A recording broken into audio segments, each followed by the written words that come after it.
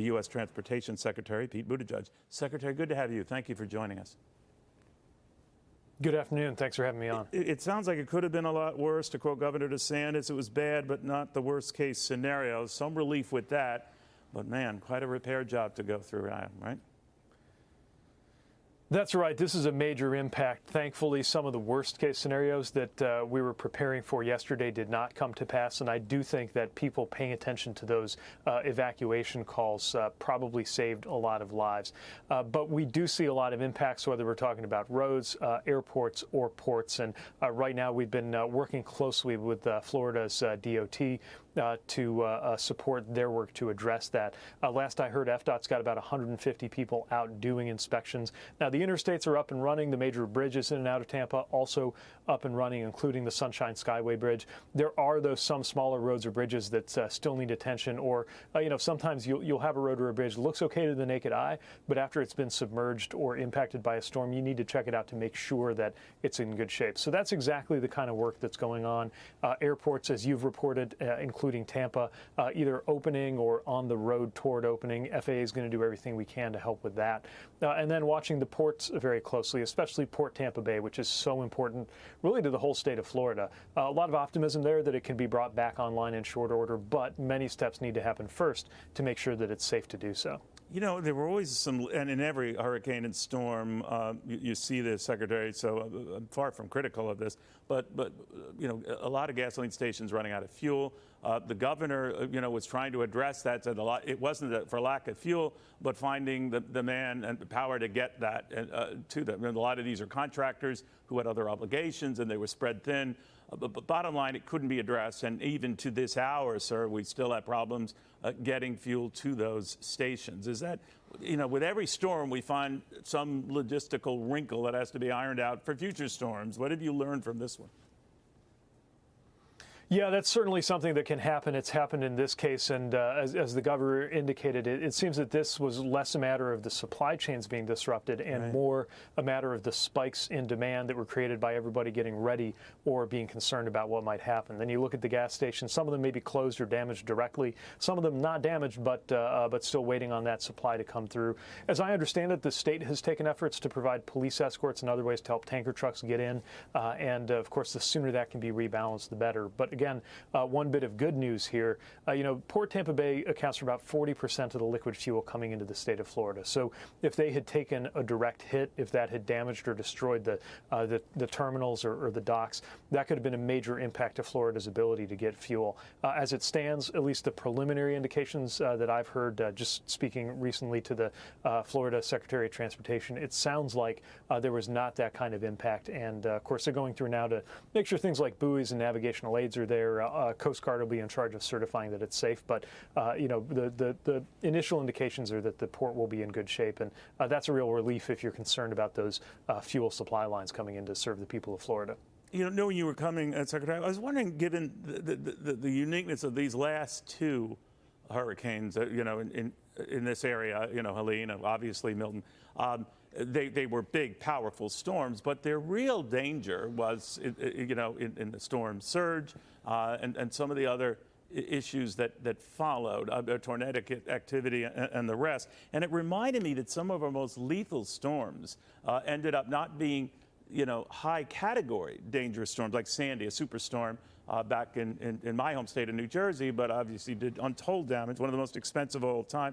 Helene wasn't expected to be as big a deal as it was for points north of Florida, but it led to obviously flooding and the rest in North and South Carolina. Nothing new to you. But do we have to now sort of recalibrate how we address the severity of the storm and the potential fallout? Yeah, I think a lot of it, as you noted, goes to looking beyond a simple measure like what category the storm is. That tells you the wind speed, but that didn't really tell you what was going to come in terms of the tornadoes that it spawned or the storm surge, which can often be the deadliest thing. Also, and the governor in Florida has pointed this out, often with a storm, many of the deaths or injuries come afterwards as you have down power lines, people going into water that might have bacteria that can lead to fatal infections, things that you don't necessarily think of as the moment of the impact of the storm, but are certainly part of the danger. You add to that the fact that, in Florida, people, of course, are very experienced dealing with storms. But, if you're in the mountains of Appalachia, hurricanes are not always something that you've been hearing about or told to prepare for. So I think the best we can do in these situations is to try to be there in advance. We've tried to pre-position personnel, both going into Helene and also going to Milton. For example, FAA put a field incident response team in place in Jacksonville before the storm hit, so that after the storm hit, they could be out helping with the process of getting the runways and the towers and everything inspected to get those airports back online. Look, the bottom line is we are clearly going to see more frequent, more severe storms hitting the United States. We got to be ready, not just in terms of our emergency management practices, and I got to say, I'm really inspired and impressed by the work I've seen both locally and in the federal agencies to respond to that. But also, it's a matter of how we design and build our infrastructure. We've got to recognize that if a 100-year flood is becoming something that happens all the time,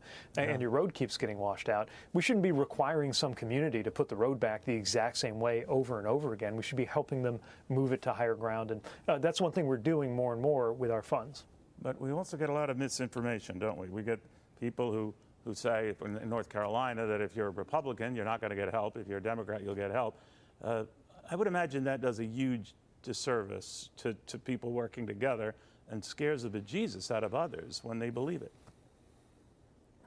Absolutely. I mean, one of the things I worried about the false claim that was going on, for example, that had people believing that if you got $750 in immediate help, that you were never going to get anything else. What if somebody hears that, they believe it, and then they don't apply for more aid that they could absolutely qualify for? So, there are real costs and real consequences to that misinformation. But I also want to say, for the most part, we've seen a lot of responsible actors on both sides of the aisle saying that there's no place for that misinformation.